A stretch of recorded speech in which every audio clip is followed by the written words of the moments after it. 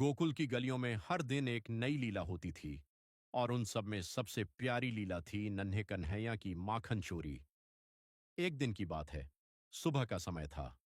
घर के अंदर एक मिट्टी का मटका ऊपर बांध कर रखा गया था। उस मटके में ताजा सफेद सफेद माखन भरा हुआ था। नन्हे कृष्ण चुपके से उस घर में पहुंचे। उनकी नजर जैसे ही उस माखन से भरे मटके पर पड़ी, उनके चेहरे पर प्यारी सी मुस्कान आ गई।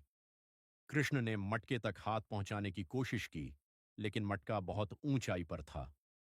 नन्हे नन्हे हाथ वहां तक पहुंच ही नहीं पाए। तब कान्हा ने इधर उधर देखा। पास में एक लकड़ी का स्टूल रखा हुआ था। कृष्ण धीरे धीरे उस स्टूल को खींचकर मटके के नीचे ले आए। फिर सावधानी से उसके ऊपर चढ़ गए। अब भी मटका थोड़ा ऊपर था तो कृष्ण ने हाथ बढ़ाकर उसे हिलाया। थोड़ी ही देर में मटका नीचे गिर पड़ा। मटका गिरते ही सफेद सफेद माखन इधर उधर फैल गया। नन्हे कान्हा बहुत खुश हो गए। उन्होंने तुरंत माखन उठाकर खाना शुरू कर दिया। कृष्ण खुद भी माखन खा रहे थे और उन्हें अपने दोस्तों की याद आई। उन्होंने अपने ग्वालबाल मित्रों को भी बुला लिया। सब बच्चे मिलकर हंसते खेलते माखन खाने लगे। कान्हा सबको अपने हाथों से माखन खिलाने लगे। तभी खाते खाते कृष्ण की नजर खिड़की पर गई। वहां कुछ बंदर बैठे हुए थे। वे भी कान्हा को बड़े ध्यान से देख रहे थे। नन्हे कृष्ण को उन पर भी दया आ गई।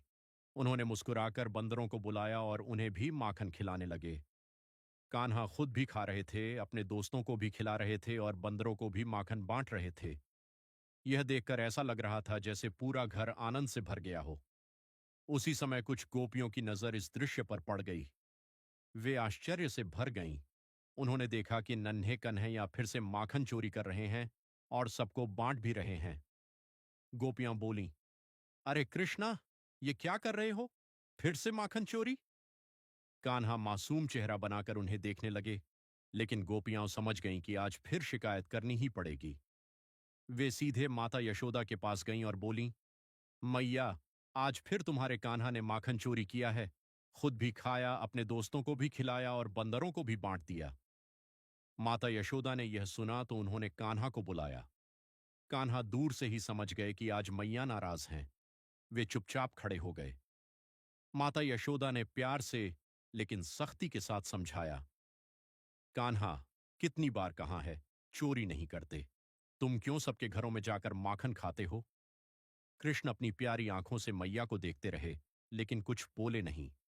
माता यशोदा ने सोचा, ऐसे तो ये मानने वाले नहीं हैं। आज इन्हें थोड़ा सबक सिखाना पड़ेगा। फिर माता यशोदा कृष्ण को पकड़कर लकड़ी के उखल के पास ले आईं। उन्होंने एक रस्सी उठाई और कान्हा को उखल से बांधने लगीं। लेकिन जैसे ही रस्सी बांधने लगीं, रस्सी छोटी पड़ गई। माता ने दूसरी रस्सी लाई और पहली रस्सी से जोड़ दी। फिर भी छोटी पड़ गई। उन्होंने और रस्सी लाई, फिर और लाई। आखिरकार बहुत कोशिश के बाद माता यशोदा ने नन्हे कृष्ण को उखल से बांध दिया। कृष्ण अब उखल से बंधे हुए थे। माता यशोदा अपने घर के कामों में व्यस्त हो गईं। थोड़ी देर तक कान्हा चुपचाप बैठे रहे। फिर उन्होंने इधर उधर देखा, धीरे धीरे उठे और उखल को पीछे खींचते हुए चलने लगे। नन्हे नन्हे कदमों से चलते हुए कृष्ण आगे बढ़े। उखल उनके पीछे घिसटता हुआ जा रहा था। चलते चलते वे दो बड़े पेड़ों के बीच पहुंचे। कृष्ण तो निकल गए, लेकिन उखल उन दो पेड़ों के बीच फंस गया। कान्हा ने जरा सा जोर लगाया और तभी अचानक दोनों पेड़ जोर से गिर पड़े। बहुत बड़ा शब्द हुआ। पेड़ों के गिरते ही वहां अद्भुत दृश्य दिखाई दिया। उन पेड़ों में से दो दिव्य पुरुष प्रकट हुए। वे दोनों मुक्त हो चुके थे। उन्होंने हाथ जोड़कर भगवान कृष्ण को प्रणाम किया और बोले कि प्रभु, आपके कारण हमें मुक्ति मिली। वे बार बार नन्हे कृष्ण को नमन करने लगे। उधर पेड़ों के गिरने की आवाज सुनकर माता यशोदा, नंद बाबा और गांव वाले घबराकर बाहर दौड़े। सब भागते हुए वहां पहुंचे और देखा कि कृष्ण वहां खड़े हैं। सबसे पहले सबको यही चिंता हुई कि कहीं कान्हा को चोट तो नहीं लगी।